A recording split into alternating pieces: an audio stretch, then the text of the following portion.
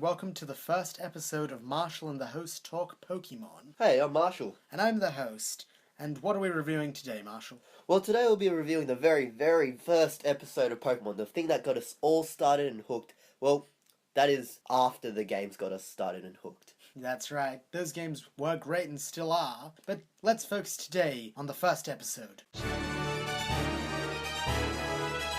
Pokémon, I choose you!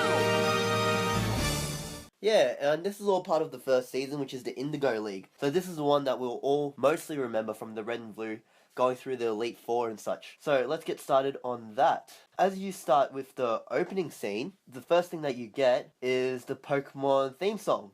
Now, I'm sure we all remember that theme song. It's a classic. I mean, hell, it's my ringtone. Oh, man. And that's a whole new level of dedication. So the first thing you see is, obviously, Mewtwo flying past, and then they're introducing Ash. And then all these random scenes of Pokemon coming through. And man, this gives me the feels of when I was a young boy just watching, waking up first thing in the morning just watching it. And going, man, this is going to be the best show ever. Yeah, I mean, I remember watching on Cheese TV, before school. It was always cool to be able to catch an episode of Pokemon. Oh, set absolutely. you up for the day, wouldn't it? Yeah. And I've just noticed through the credits, man, they're already introducing so many scenes, like, they've got the legendary Pokemon in there, introducing the main characters, they're introducing Team Rocket, and, of course, Gary. Gary Oak. Man, the intro already gives so much information, that is vital to why Pokemon is such a big success. It's such a catchy theme song, such good scenes. And I mean, then the episode itself, it gets right off. Like, the very first scene of the actual show is a reference to the games with Gengar and Nidorino starting off in the exact same way that the game did, then panning out into that stadium shot. Oh, man, that is just incredible, As you originally owned that red and blue version, you kind of see Gengar or Nidorino charge. I can't remember which one, but to actually see who wins the fight is already something that you're going to be sucked into, that you're going to be interested in. I mean, one thing I've always wondered, so this is televised, this particular fight. What is it? Is it like a previous league? Is the league happening now? Is it a previous year's repeat? Well, it's so interesting, because you could see that it was... Who was the first gym leader with the rock Pokemon again? Brock? No, Brock was the gym leader, so in the Elite Four. Oh, Bruno. Bruno, that's the one. Yeah, Bruno actually owns a Nidorino. That's who it belongs to. Well, the outframe says so. Yeah, it looked like Bruno, with no shirt on and those pants. Yeah, but I don't recall Bruno actually ever owning a Nidorino in the game. I don't know, maybe you traded it. Who knows?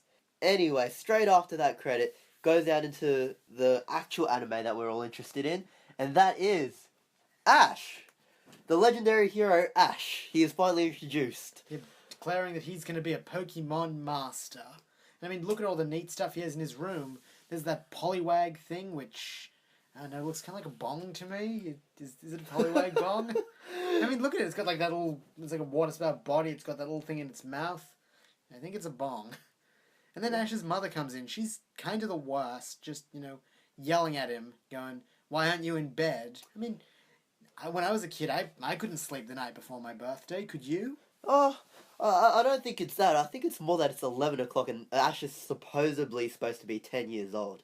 I mean... Well, 9 technically at this point. Man, yeah, exactly. He's still 9 years old. What kind of mum lets a kid stay up till 11 o'clock at night anyway? Yeah, that is true. And I mean, yeah, and he was watching TV with all the lights on. It's not like you could just be in bed watching it. And, watching all that exciting Pokemon fights, like, that's not going to get you on a state for sleeping. Yeah. And I've noticed with the first episode, I guess the idea of this is to really introduce each character as in-depth as they can. Yeah. So then in the very first scene, Ash is going, "I am Ash Ketchum." And the voiceover goes, "This is Ash Ketchum." Yes. Just in case you missed, this is the guy we're following. And then directly after that, he's like, "I am now 10. And voiceover goes, "He is now 10. Oh, man. Just want to make sure you get it. I mean, I know this is a kids show and everything, or at least aimed for kids, but you got to give them some credit. They're going to hear you the first time. And then, this is Ash's mother. She is apparently a buzzkill. Or did I just make that up? Now, just before Ash is actually going to bed, he watches a late-night report of Dr. Oaks on TV at 11 o'clock at night, telling all the new trainers who are apparently still awake about their 3 starter Pokemon. I was gonna say, what, is this live? Is it a repeat from the previous day? Because, God, if Oak honestly thinks that all the kids are up, at 11, you can understand that he would have been a bad father, because he's got a grandkid, so he's got to have had a kid at some point. Yeah. Is Oak a bad father? And I guess that's why they don't make any reference to Gary's actual father. Yeah. Question for thought. Yep, that'll be something for us to probably discuss at some point. Everyone's always saying, who is Ash's father? Who are Gary's parents? That's exactly it. Now, moving on. We have got Ash dreaming about his legendary day of picking up his first Pokemon. And the first one he introduces to us all is Bulbasaur. Now, I don't know what's going on with this, but it's kind of like Bulbasaur is lobotomized. Yeah, it does look like... is it because Ash doesn't know that Pokemon say their names at this point? Because that takes him by surprise later on. But, I mean, by the time we were 10 years old, I think we knew what animal sounds were. Like, do you think if a cow said to you moo when you were 10, you're going, oh my god, can you only say moo? Yeah, plus, aren't they supposed to be living in a world where Pokemon takes over every single animal? So surely he's had some encounter with Caterpie when he was growing up. Yeah, I mean, so he should have had an idea that Pokemon say their names. But that's not for us to judge. And then, we see Ash wake up, and it's like, God, Ash's mother is kind of the worst. First she yells at him for staying up, next she doesn't wake him, so he winds up missing out on all the good Pokemon. And of course, here comes Gary. Mr. Gary to you, show some respect. Look at him. So I'm sorry. arrogant. I think you mean Mr. Gary. Oh, Mr. Gary. Now, Mr. Gary has his own cheer squad. He's got plenty of fans. He gets a chauffeur, a really, really nice Corvette. Like, does he own that car, or are his parents rich? What's the deal? Like... Well, his granddad does own the only, lab in the entire Pallet Town, so... Might be the whole region. I mean, I don't remember any other professors in red and blue. Oh, that's very, very true. Very true. Oh my god, I figured it out. It's a racket. Professor Oak isn't like a doctor. He's a gangster. He's holding up the whole Pokemon racket. He is pimping out Pokemon to every new trainer. That's just creepy, man. That's just creepy. But anyway. Of course, Gary, this amazing celebrity, is a douche. Yep. Gary Oak's a douche. But it kind of runs in the family, because a little later on we see Oak is just a dick to Ash. Absolutely, absolutely. What's the first thing he says? You look like you're ready for bed, not for Pokemon trading. I hope you don't think you're going to trade in your pajamas. How about, hello, are you alright? No, I hope you don't expect to trade in your pajamas. God, Oak, you're a dick. Alright, so now we're in the Pokemon lab, where Ash gets to choose his Pokemon. He's decided and he chooses Squirtle and... Nothing. Nothing at all. It's empty. Already taken by someone who was on time. That's like, I will pick Bulbasaur. Oh, choice number 2, and it's... Empty. That one was also taken by a kid who wasn't late. Now, I don't know if Professor Oak's just trying to be a douche, or if he's just making fun of Ash right now. Maybe he's senile. I mean, he's kind of old. Oh yeah, that one got taken too. But then he makes a quip. The early bird gets the... worm. Or at least the Pokemon. I mean, come on, Professor Oak. There's 3 Pokeballs sitting there. And then you magically reveal this one out of the middle, which you wouldn't have there in the first place, would you? And only like, after he's gone through all the 3 empty Pokeballs. It's like, oh, this one has a problem, but doesn't tell Ash what it is, just goes, nah, let's let him figure out, what it is. Let's see how long it takes this kid to kill himself by electrocution. 'Cause that's kind of what he's doing by not telling Ash that Pikachu likes to hurt things. But that's getting ahead of us. First, introduced to Pikachu, and he does not like Ash. Nope, there's the shock. And then straight after the shock, Professor Oak tells him it's a electrifying personality. Haha, very funny, motherfucker. Exactly. It's like, ha ha ha, this kid received serious neurological damage from getting electrocuted. But you may call it karma, because then, here comes Professor Oak getting... And now Ash has got his own cheer squad. Yeah. Apparently every kid in the whole village has a cheer squad.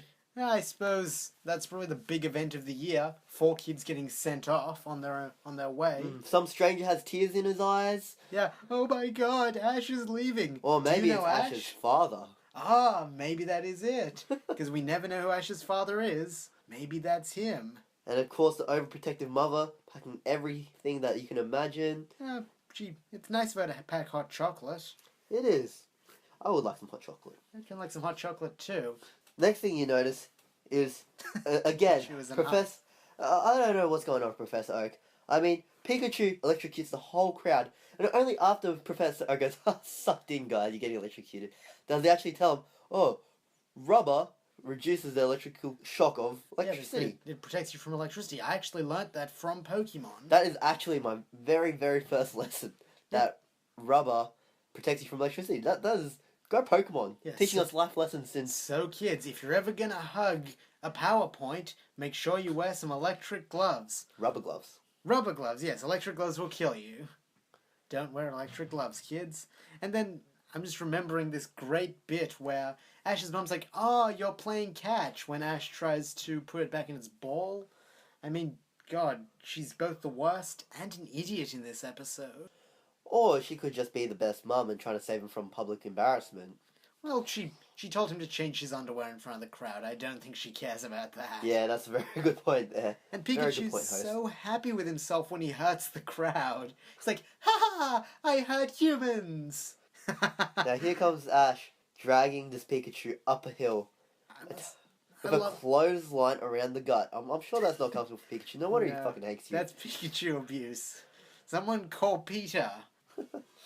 So Ash is dragging along, and Pikachu's got the best facial expression. Then Ash goes, what, don't you like me? And Pikachu's like, nodding. I don't like you, Ash. That is a straight up moment. Yeah, And hello, Pokedex. The Pokedex is introduced.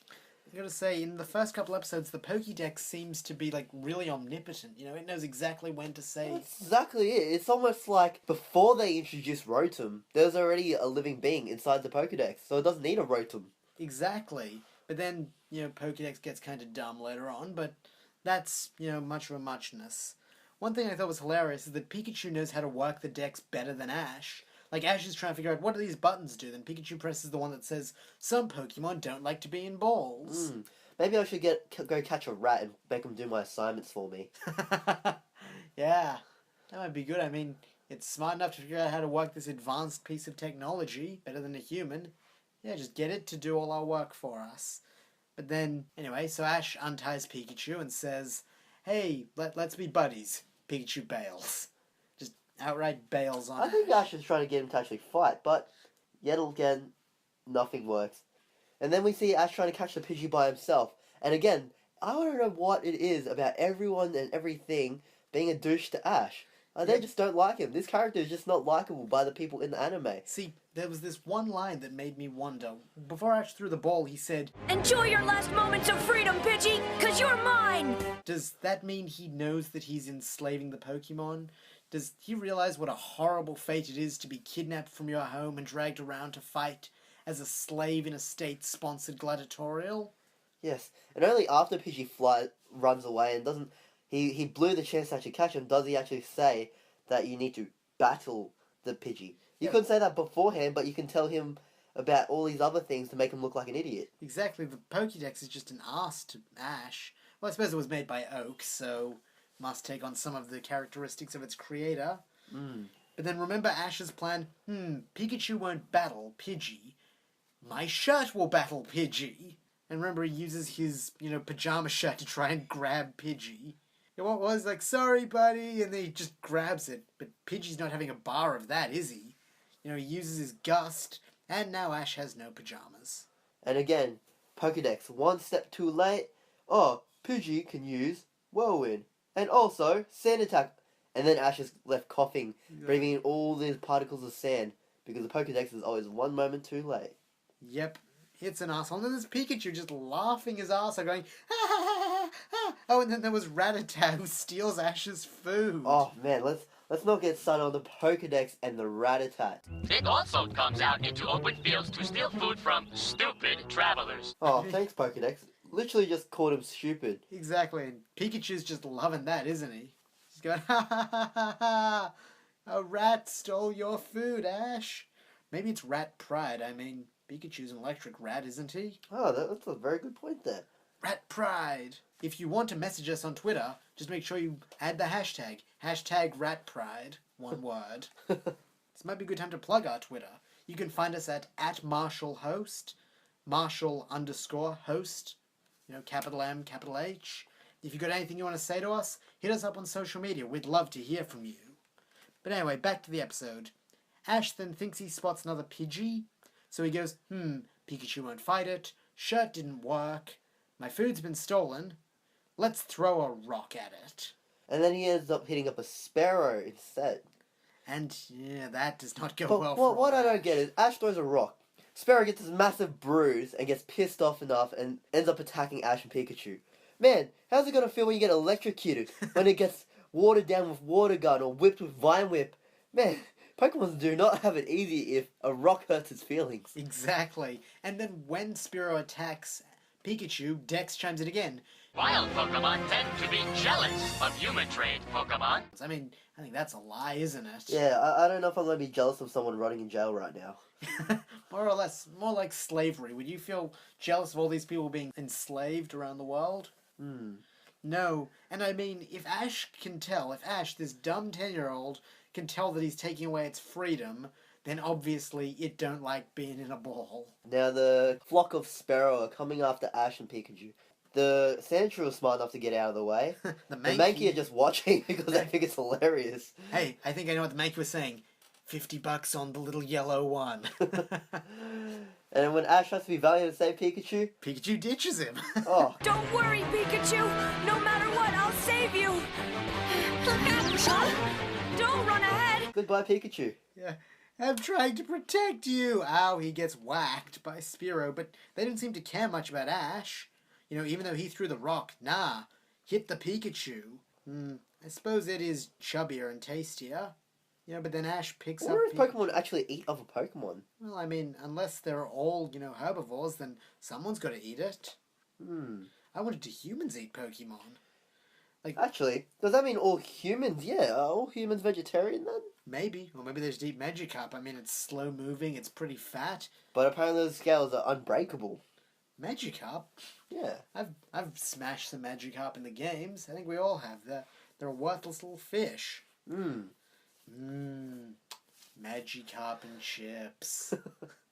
But anyway, so Ash eventually picks up Pikachu and they jump off a cliff because that's what you do when you're in trouble. Jump off a cliff. And somehow Misty is now introduced.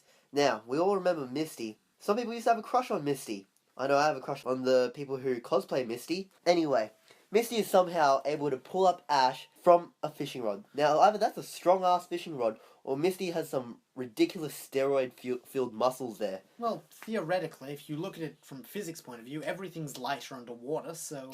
But it's getting out of water. That's true. Once it gets out of the water, you just fall back in and probably break her arms. Or at least her fishing rod. But, unfortunately for Misty, she pulls Ash out, and he robs her. Yeah. He just takes her bike and bails. To be fair, he promises to return it, and he's doing it to save Pikachu from getting murdered by Spearow, but... And from one frame to another, it goes from sunny days to thunderclouds and darkness. Yep. Also, how long's he been riding? Because he rides from the cliff into the forest, then back into another plane. It's like, you've been riding for a while, haven't you? And man, these Sparrow are persistent. I mean, look at them. They're still going after him. He's jumped off a waterfall. They've chased him through the waterfall after he cycled away on a bike. No, we don't have a nest. Let's just vulture away and chase this guy down. Exactly. Then, unfortunately, Ash hits a slick of mud, and he crashes the bike, and he and Pikachu wind up lying on the ground. And I mean, this is one of the most beautiful moments in Pokemon, where they're lying there hurt, and Ash is telling Pikachu to get into the ball, even though Pikachu's afraid. I mean, he's going, I know you're afraid of going in there, but if you're inside, maybe I can save you. Please, Pikachu, please listen to me and go inside. Pikachu's man. nothing but a dick to Ash, but Ash is still literally putting his life on the line for this little electric rat. Oh, man, the feels right now for this scene. Exactly. And that music where he's like, what's the line? Spearows, do you know who I am? I'm Ash from the town of Pallet. I'm destined to be the world's #1 Pokemon master. And somehow I can't be Sparrows defeated are by just... the likes of you. Man, and somehow the Sparrows are just literally just stopping there, listening to him. Yeah. I mean, they were attacking him before, and now they're just commandedly listening to him, waiting for the attack signal. They're probably figuring out, should we take out this guy's eyes first? Should we scratch him to death? Or maybe go, Greek mythology and tear this guy's liver And of course, out? if someone's trying to kill you, you say, come and get me. Yeah, let's go, Sparrows. You guys can just come and get me. Maybe that's what they were waiting for. They needed Ash's permission. We don't kill without permission. We're not that big of a group of dicks. But luckily, Pikachu jumps in and saves the day. And luckily, a bolt of lightning just magically hits him. That's true. That's some real convenient timing. Now, what came first, the Pikachu or the thunder? That's a good question. Maybe Pikachu's like lightning rods. Maybe. Maybe that's their tail. Maybe their tails are made of metal. I mean, it turns into an iron tail later on. That is true. But after Pikachu incinerates the Spearow, I mean, if you look at it, there aren't any Spearow after that Thunder Strike. I think Pikachu killed the entire flock. Oh, and here comes who I believe to be Ho-Ho. I mean, he is not even introduced till Gold and Silver. Yeah, and even the Dex is like no data. It's like, And apparently that Pokemon is still to be identified. I don't think Professor Oaks did a really good job. I mean, if this is an ancient Pokemon that's supposed to be carried down through lore... It's like, I don't know. I ain't never seen it. Yeah, but what can I say? Oak, as well as being a dick and possibly a gangster, is a shitty Pokemon trainer. And then, that is the end of episode 1. Alright. You've got one important bit. The bit where Ash is walking, cradling Pikachu in his arms. And Pikachu licks him. It's a sign that now they're friends.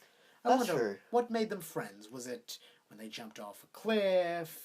When Ash stole a bike for Pikachu? When Ash dropped him on the ground off the bike. Yeah, crashed the bike. Maybe it was when he put the ball there and said, "I'll save you." Or most likely it was the bit where Ash literally stood between a flock of murderous Spearow. I suppose that's probably a pretty good moment to realise, I guess this guy's going to be a good friend to me if he's willing to get murdered by Spearow for But me. I'm still not getting that goddamn Pokeball, so Nope. fuck you, Ash. Hey, here's the question. The Pokeball wasn't there either. Did Pikachu incinerate that too? Maybe Ash just picked it back up. Maybe. I'm going to go with Team Incinerator. Pikachu just murdered about 20 Spearow, destroyed a ball, but somehow didn't kill Ash. Anyway, guys, this will be the end of the first episode of Marshall and the Host. I hope you guys have enjoyed yourselves.